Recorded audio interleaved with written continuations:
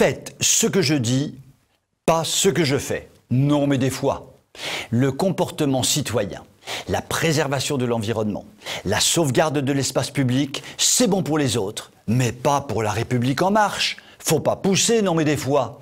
En effet, l'activité de la rentrée pour le parti gouvernemental, c'est le découpage-collage.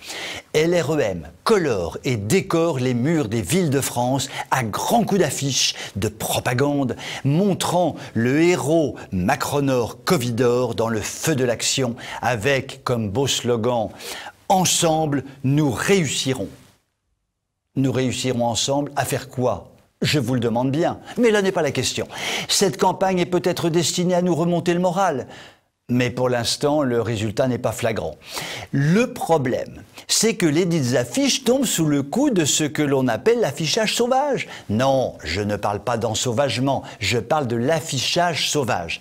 Eh bien oui, depuis la loi du 29 juillet 1880, nous n'avons pas le droit de recrépir impunément les murs de nos magnifiques centres-villes, souvent massacrés d'ailleurs par l'art contemporain, ou de nos périphéries bétonnées avec tout et n'importe quoi. Du coup, dans les municipalités de France et de Navarre, ça jase. LREM serait-elle au-dessus des lois? Connaît-elle les règlements? Se fiche-t-elle de polluer et d'enlaidir les façades? Qui va nettoyer? Autant de questions pour l'instant sans réponse. La réponse a fini par venir de la part d'un membre du bureau exécutif du parti qui porte le joli nom de l'avocat, ça ne s'invente pas, et qui, comme tout bon avocat de gauche, essaye de défendre l'indéfendable. Ce n'est pas de la vile propagande partisane, nous dit-il. Je le cite, c'est un enjeu collectif où les attitudes partisanes doivent laisser place à un enjeu de cohésion nationale. Bon sang, mais c'est bien sûr.